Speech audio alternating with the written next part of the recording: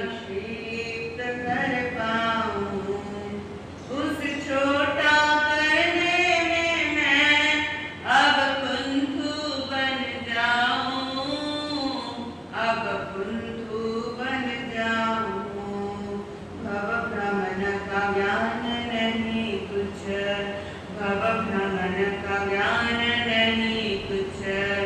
लागू है या सब विस्तार, आणु में है महान छिपा।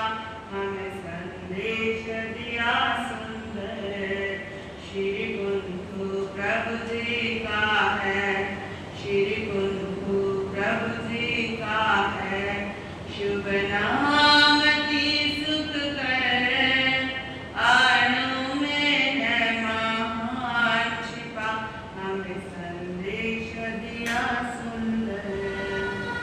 प्रभु तुमने ही हमको है संबोधि मार्ग दिया, संबोधि मार्ग दिया।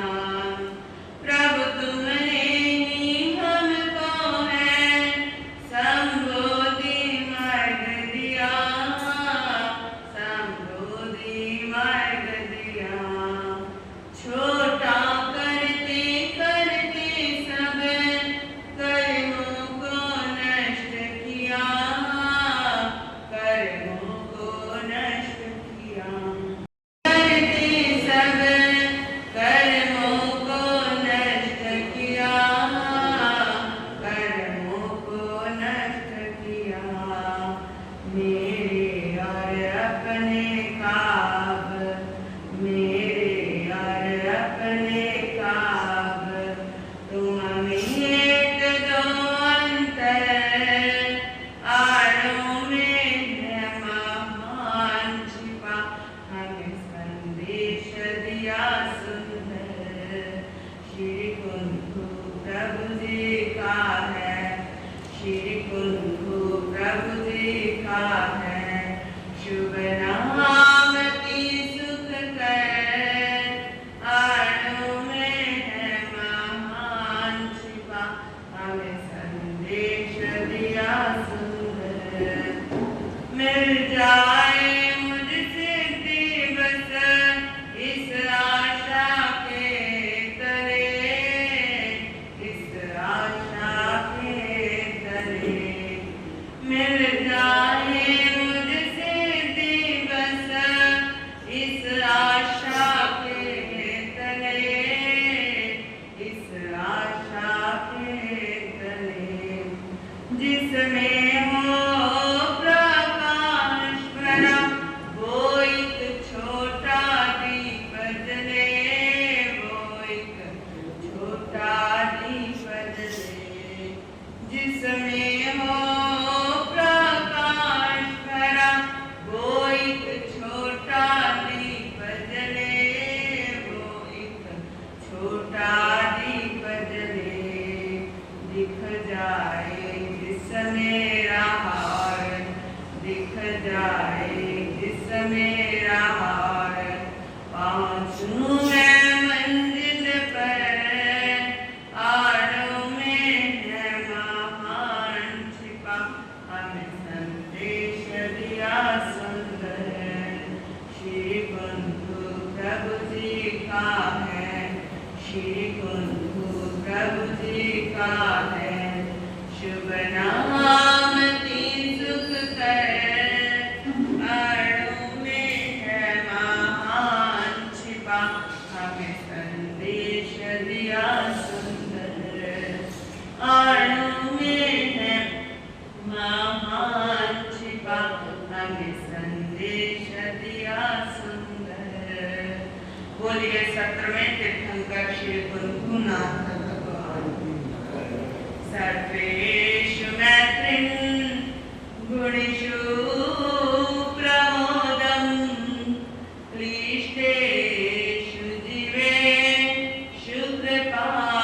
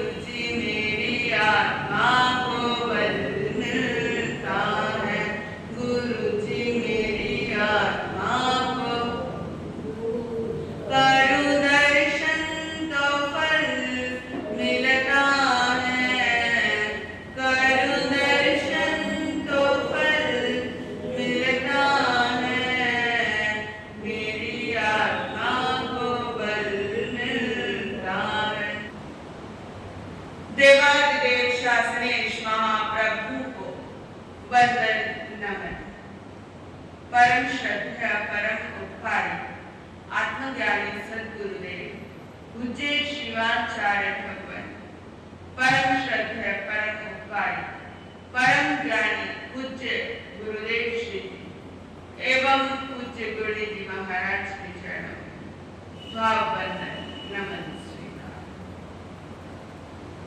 आप सभी भव्य आत्माओं की भव्यता मेरा प्रणाम स्वीकार। गुरु कृपा से जो कुछ भी सीख रहे हैं उसे कुछ देर आपके समक्ष रखने का प्रयास करें। धर्म प्रेमी बंधु, माताओं एवं बहन,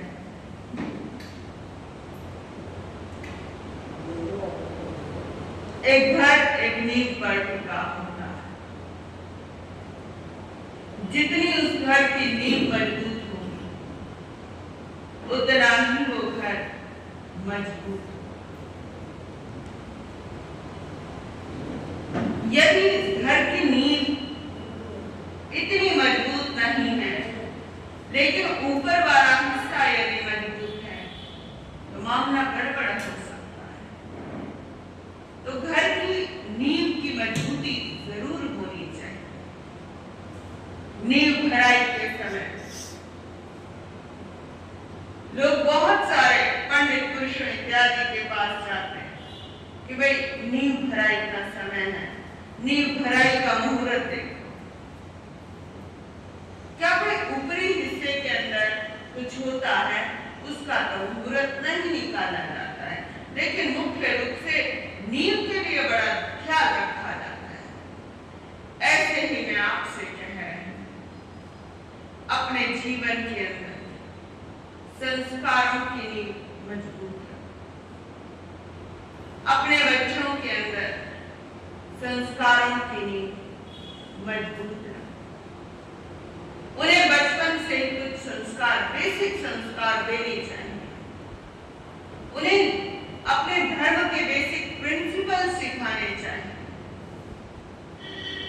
कि उनके लिए क्या सही है और क्या गलत है। उस सही और गलत की परिभाषा उन्हें पता होनी चाहिए। लेकिन व्यक्ति भूलता जा रहा है। अपने स्टेटस को बढ़ाने में लगा हुआ है, अपने आप को अप टू डेट होने के लिए वो लगा हुआ है। लेकिन अप टू डेट होता होता उसके जो ख्याल हैं वो इतने पलट जाते हैं, इतने पलट जाते हैं कि वो कुछ अधिक अप टू डेट होने लगता है। मान लिया कि दुनिया के अंदर हर व्यक्ति का एक सपना होता है कि वो सफलता की आसमानी ऊंचाइयों को छुए। सपने देखना तो बहुत अच्छी बात है, पर उन सपनों को पूरा करने के लिए लग जाना सफलता की असली बुनियाद है।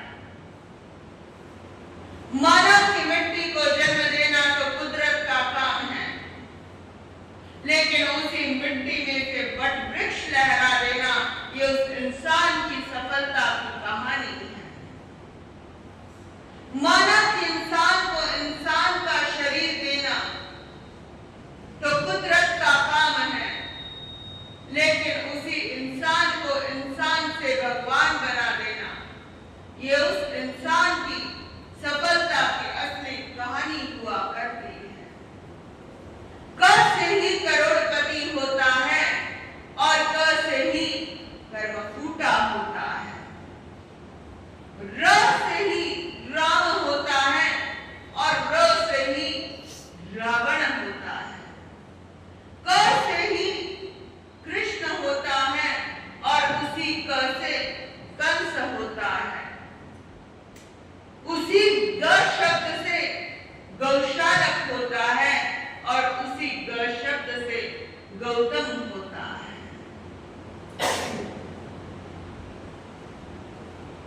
अब ये आपके हाथ में है कि आप किसका चयन करते हो। अब कलेक्शन तो बहुत सारी कर लेते हो, लेकिन सिलेक्शन नहीं कर पाते।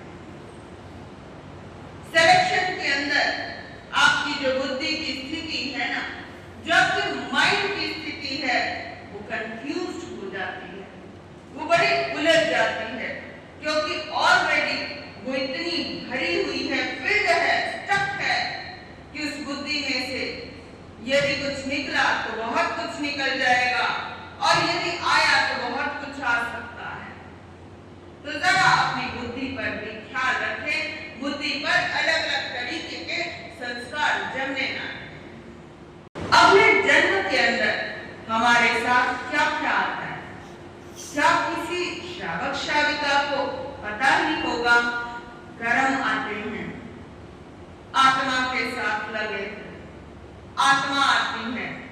और क्या आता है? और क्या आता है जी? ज्ञान। ज्ञान आत्मा के साथ लगा हुआ है, ज्ञान आत्मा का स्वभाव है, ज्ञान आता है। इसी के साथ साथ आत्माएं, आत्मा के साथ लगे हुए मुद्गलों के रूप के अंदर कर्म साथ आए और 10 प्रकार की संख्याएं साथ आती हैं। मुख्य रूप से आपको ख्याल होगा कि 4 प्रकार की संज्ञा है, लेकिन शास्त्रकारों ने गूढ़ अर्थ को समझाते हुए 10 प्रकार की संख्याओं का जिक्र किया है।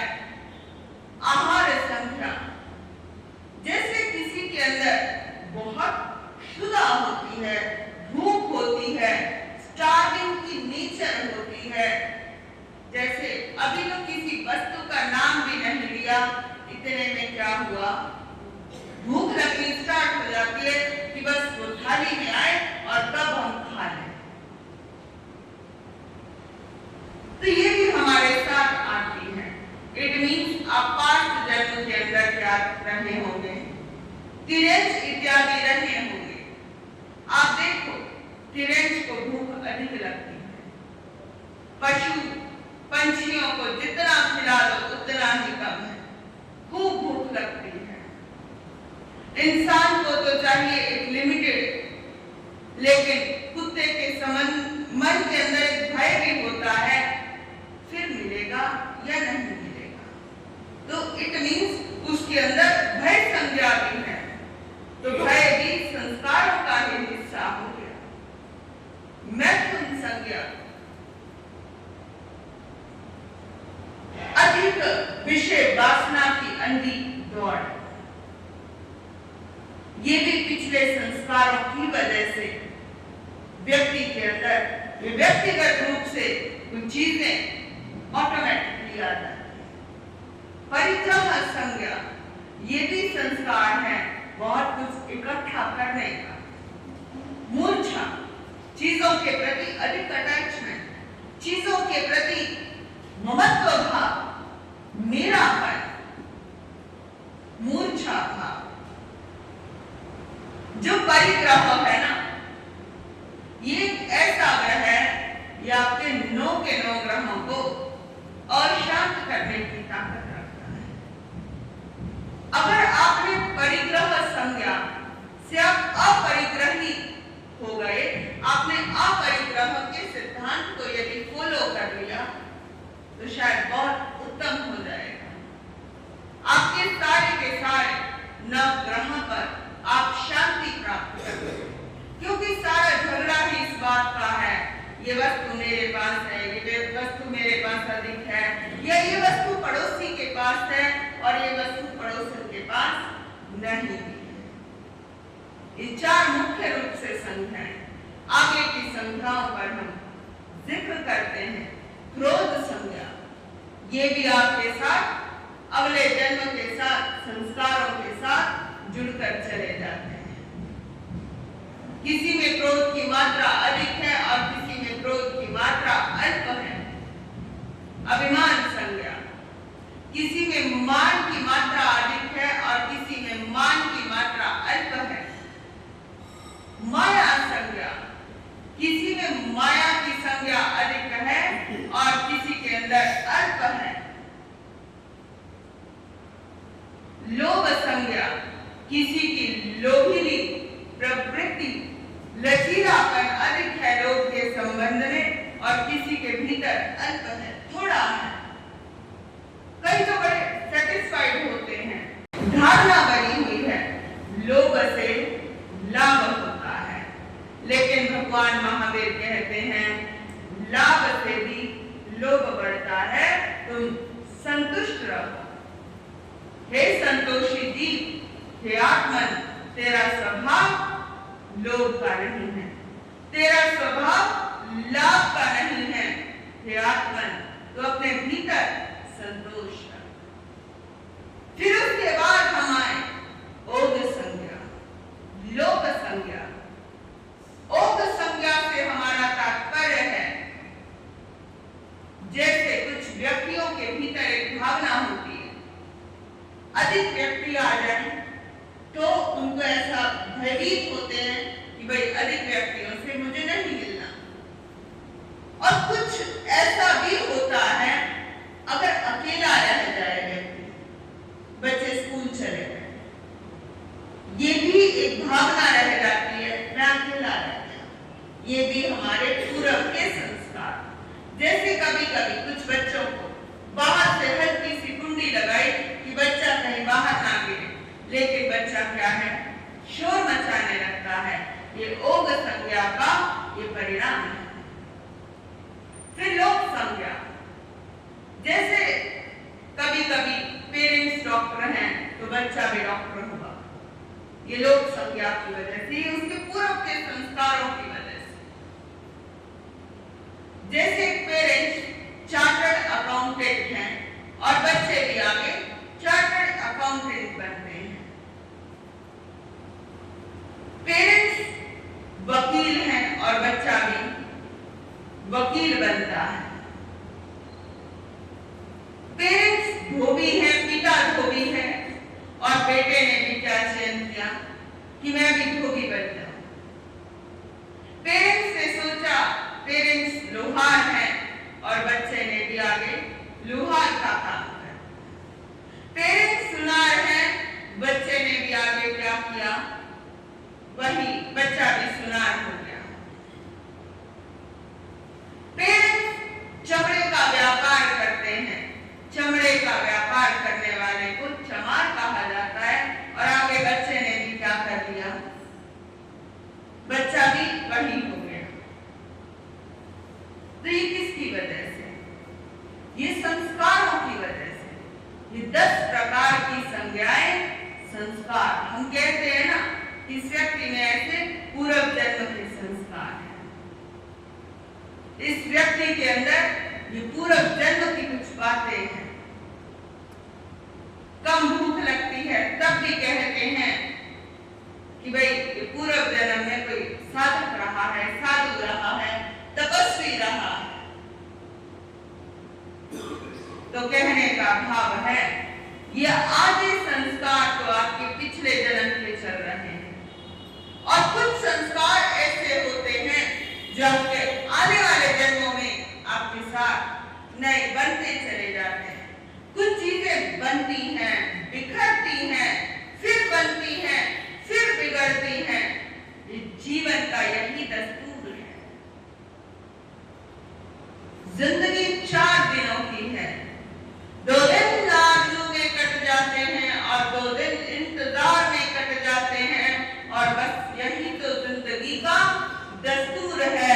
फिर मेरा क्या कसूर है?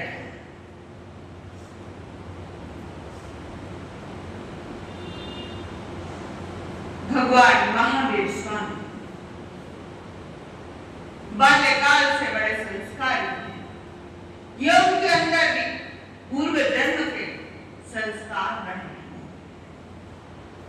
आप संस्कारी हो, आपको संतों की वाणी सुनने को मिल रही है, तो ये भी क्या हुआ, आपके संस्कार हुए।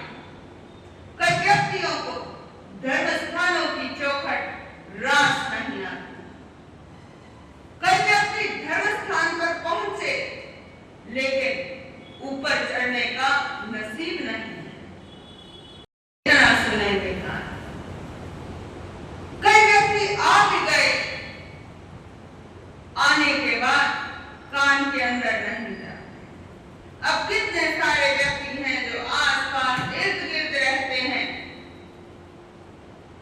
लेकिन पुण्यवाणी नहीं देते।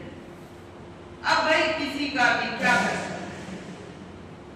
दरवाजे खटखटाने वाले खटखटा कर आ गए लेकिन नसीब में ही नहीं संत वाणी, भगवान की वाणी, तो फिर क्या कर सकते हैं? तो इट मीन्स उनके ये संस्कार चलते आ रहे हैं। ये संस्कार चल रहे हैं। अपने जीवन के अंदर आहार देना बहुत जरूरी है।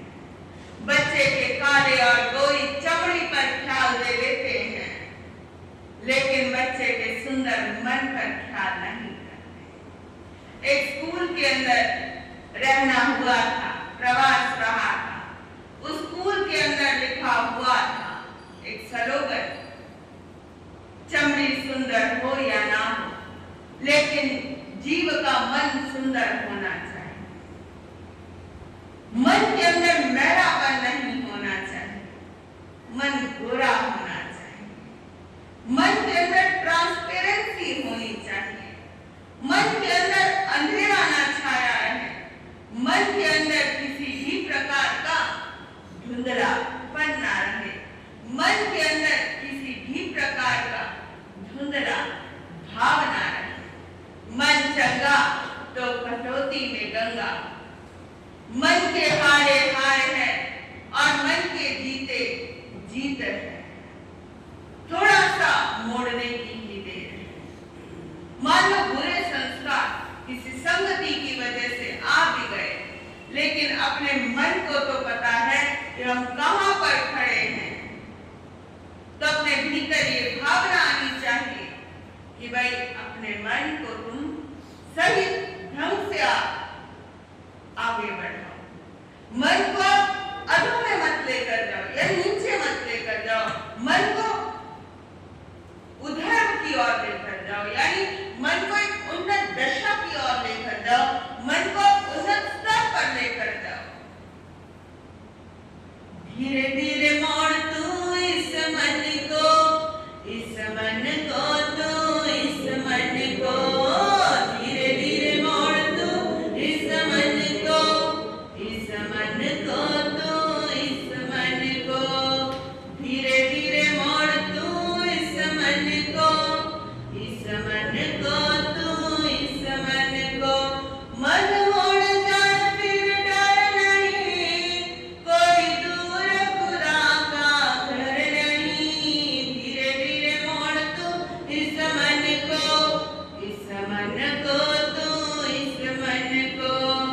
धीरे धीरे मोड़ तू इस मन को, इस मन को तू, इस मन को। धीरे धीरे मोड़ तू इस मन को, इस मन को तू, इस मन को। बड़े दुष्परिणाम होते हैं। सच्ची घटना है। लगभग 7 वर्ष पहले किसी न्यूज़पेपर के अंदर वो घटना आई। किसी एक अच्छे परिवार के युवा की घटना है। उस युवा को किसी युवती से प्रेम हो गया। उस युवा को किसी युवती से प्रेम हो गया। जैसे बुखार हो जाता है, व्यक्ति बेड पर पड़ा रहता है कि बस बुखार है, बुखार है, बुखार है। ऐसे ही उसे प्रेम का बुखार चढ़ गया। लेकिन वो बुखार कभी ना कभी तो उतरना ही था। प्रेम हो गया।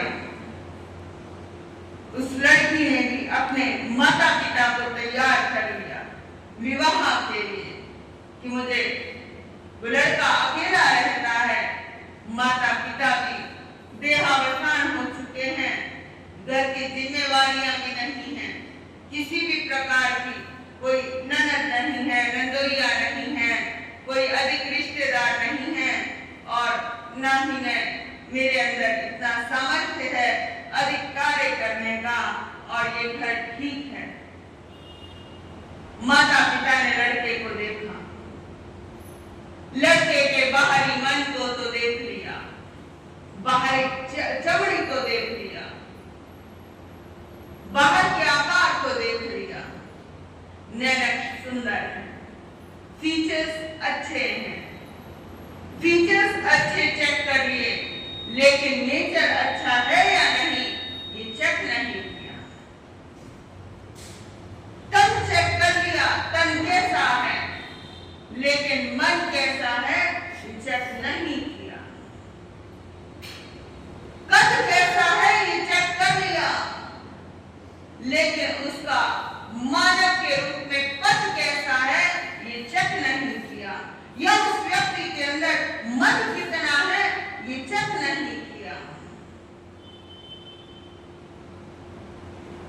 भी उसका चेक नहीं किया गया, बस उसके बाहरी जो फिजिक है उस पर गौर किया गया। व्यक्ति क्या काम करता है ये भी देख लिया। लड़के का घर देखा है, लड़के का घर बड़ा सुंदर बना हुआ है, पैसा भी अच्छा है। यदि वही वो गरीब बाप का बेटा होता तो शायद उसके ऐब ढके ना जाते, लेकिन पैसा आज के जमाने के अंदर एक ऐसी चीज है कि पैसा ऐब भी ढकने की ताकत रखता है। कितने मर्जी व्यक्ति पाप करता है। भगवान ने 18 पापों की चर्चा, 18 पाप के भी अगर प्रकृतियों की ओर जाए, उसकी उत्तर प्रकृतियों की ओर जाए, तो मुझे ऐसा लगता है कि आज का व्यक्ति वो सारे के सारे A to Z पाप प्रतिदिन, प्रति पल, प्रति क्षण वो करता जा रहा है। ऐसे ही उस व्यक्ति ने भी विवाह कर लिया उस युवती से। प्रारंभ में तो बड़ा प्रेम था, लेकिन अति राग भी अति द्वेष की ओर ले जाता है, और अति द्वेष भी अति राग की ओर ले जाता है। ये जीवन विज्ञान का ये सिद्धांत है। अति राग अति द्वेष की ओर, अति द्वेष अति राग की ओर लेकर जाता है। उस वक्त व्यक्ति को बड़ा प्रेम और युवती को भी बड़ा प्रेम, दोनों एक दूसरे के बिना रह नहीं पाते। लेकिन अंततः एक दुखद घटना हुई। लड़की ने एक दिन, उसके हस्बैंड सुबह नहाने के लिए गए हुए थे, अचानक उसके मोबाइल फोन पर, हस्बैंड के मोबाइल फोन पर एक रिंग बजती है। खोलने की कोशिश की गई, खोला और मोबाइल को कान पर लगाया। हेलो, एक लड़की की आवाज थी। महिला का दिमाग खटक गया। उसके पश्चात वो घटना किसी दुर्घटना में बदल जाती है। वो जो युवा था, उसके मोबाइल फोन पर कुछ नोटिफिकेशंस आ रहे थे। नोटिफिकेशंस मोबाइल के अंदर ऊपर की ओर स्क्रीन पर आ रहे थे। महिला ने मोबाइल खोलने की कोशिश की, लेकिन व्हाट्सएप के नोटिफिकेशन आया और उसके अंदर कुछ अजीब तरीके की कोई बात लिखी हुई थी।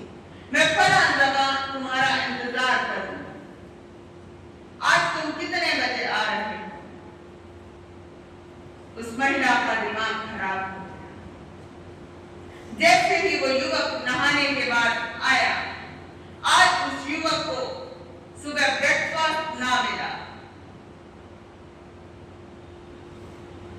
और वो जो नाश्ता था वो किसी लड़ाई के अंदर तब्दील हो गया। वो महिला उस व्यक्ति को बोलने लगी कि मैंने तुमसे प्रेम किया और अपने माता पिता को भी मनाया, मेरे माता पिता ने तुम्हें इतना दहेज भी दिया, बहुत कुछ हो गया, और अब मैं ये सारी की सारी तुम्हारी जो चैट है वो मार्केट के अंदर ओपन कर दूं, पड़ोस के अंदर, रिश्तेदारों के अंदर, मेरे परिवार के अंदर। देखते ही देखते वो युवक थोड़ी देर के लिए घर से चला जाता है। जाने के बाद अचानक वो महिला आती है, दरवाजा खटखटाने की कोशिश करती है कि आस पड़ोस वाले लोग जरा इकट्ठे हो जाएं। लेकिन जयपुर, जहां पर वो फ्लैट्स के अंदर वो लोग रहते थे, वो दरवाजा नहीं खोला गया, क्योंकि एक फ्लैट वाले को दूसरे फ्लैट वाले का कुछ नहीं पता, और फिर पड़ोसी भी गए हुए थे बहुत दिनों से कहीं, जो सामने वाले फ्लैट के पड़ोसी थे। लेकिन कोई भी व्यक्ति बड़े शहरों में किसी भी प्रकार का पंगा लेना नहीं चाहता। यहाँ तक कि कोई एड्रेस पूछा जाए, उसको एग्जैक्ट लोकेशन भी नहीं बताई जाती। एड्रेस तक बताने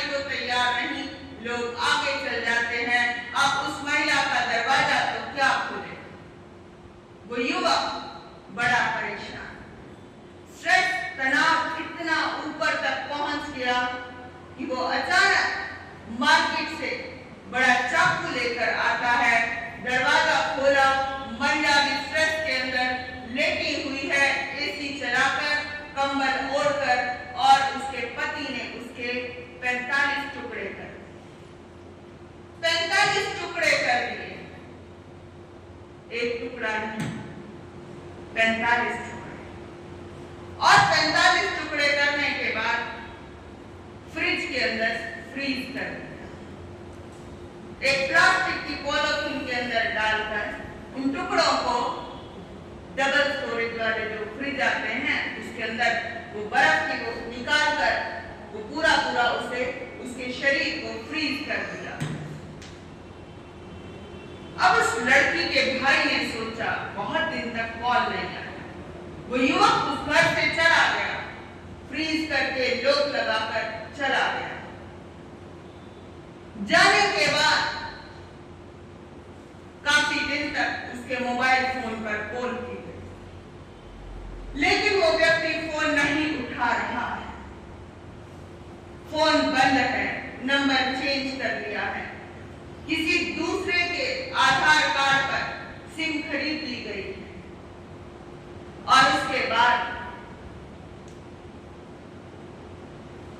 उसके रिश्तेदारों के फोन आ रहे हैं। उसका भाई सोचता है, इतने दिन हो गए मेरी बहन की कॉल नहीं आई, लगभग 1.5 महीना होने को चला है, इतने दिन तो बीतते ही नहीं थे, इतना तो पता था कि मेरी बहन वहां पर परेशान रहती है, कुछ बातें तो सामने आई हैं, लेकिन पारिवारिक जन तो यही कहेंगे कि भाई तुम ठीक से रहो, कॉम्प्रोमाइज करके रहो। क्या हुआ? भाई गाड़ी उठाता है और भाई उसके घर तक पहुंचता है। जैसे ही घर के अंदर पहुंचा, देखा कि लॉक लगा हुआ है। यदि कहीं घूमने भी जाता है व्यक्ति, तो भी आजकल तो रिश्तेदारों को बड़ा आसानी से पता होता है। आज से 7 बरस पहले भी क्योंकि कोई व्यक्ति घर से जाता है और इतने में तो फेसबुक पर फोटो अपलोड कर दी जाती है। अब वो व्यक्ति बहुत दिन हो गए थे, उन्होंने उनके पड़ोसियों से इंक्वायरी की, बहुत दिन हो गए मेरी बहन का कॉल नहीं आया था, आपको पता है आंटी मेरी बहन कहाँ रहती है, कहाँ है इस समय, कहाँ गए हुए हैं? वो महिला कहने लगी, हमें तो पता नहीं, क्योंकि हम भी 15-20 दिन के लिए फॉरेन ट्रिप पर गए थे और उसके बाद देखा इनका दरवाजा खुला ही नहीं, काफी दिन से 1.5 महीने से आवाज नहीं आ रही। उस व्यक्ति ने कोशिश की कि कहीं ऐसा ना हो कि दोनों ने ही खुदकुशी ना कर ली, सुसाइड अटेम्प्ट ना कर लिया कहीं। जैसे ही दरवाजा प्लम्बर को बुलाया गया कि भाई दरवाजा खोलो, प्लम्बर ने कोशिश की दरवाजे को खोलने की, दरवाजे को तोड़ने की। वो व्यक्ति रोष में था, जोश में था, होश में नहीं था, आक्रोश में था। दरवाजा तोड़ दिया गया, दरवाजा धड़ाम से नीचे गिरता है और फटाफट पूरा घर चेक किया जाता है कि घर के अंदर कुछ हो, कहीं घर के अंदर कुछ लिखा हो, लिख कर गए हो कि हम फलां जगह जा रहे हैं, कुछ भी नहीं लिखा। एक दाल का डब्बा चेक किया गया, आटे का डब्बा चेक किया गया, एक प्रांत चेक की गई, एक कपड़ों की अलमारी, जेवर की अलमारी, लॉकर, सब कुछ चेक किया गया। हूबहू ऐसा का ऐसा था।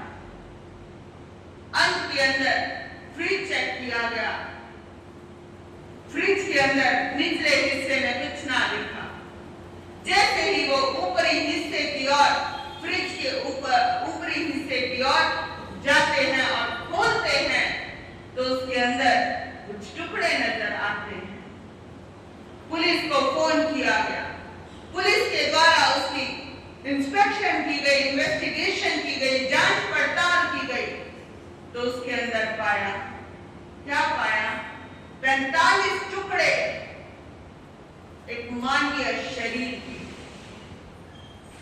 एक एक टुकड़े को कैसे काटा होगा, कितनी क्रूरता चित्त के अंदर होगी, कितना हिंसात्मक दृश्य होगा, जहां अति राग था और वहीं अति द्वेष हो गया। और उसी द्वेष का दुष्परिणाम क्या निकला? बुरे संस्कार। ये बुरे संस्कारों का ही परिणाम था कि अधिक अपने ऊपर इतना भी कंट्रोल नहीं, या तो अति राग करो ना, और अति राग द्वेष में पलट गया और किसी की जान भी चली गई। अपने बच्चों को काट दो या ना दो, ये कोई बड़ी बात नहीं है। काट देना कोई बड़ी बात नहीं है। अपने बच्चों को आकार दो, सुंदर आकार दो, अपने बच्चों को नवकार दो, अपने बच्चों को संस्कार दो, अपने बच्चों को इतने सुंदर संस्कार दो कि वो निराकार तक की स्थिति में पहुंच पाए। यदि वो निराकार स्थिति के अंदर पहुंच जाएंगे तो आज भी भगवान महावीर स्वामी निराकार स्थिति के अंदर पहुंच चुके हैं। इसी वजह से तो आज दुनिया उनको याद करती है और साथ ही साथ उनके माता पिता को भी सदा सदा के लिए याद कर रही है। ऐसे माँ बाप बनो कि अपने बच्चों को सिद्ध बुद्ध और मुक्त होने का तुम रास्ता बता पाओ। बने क्यों नादान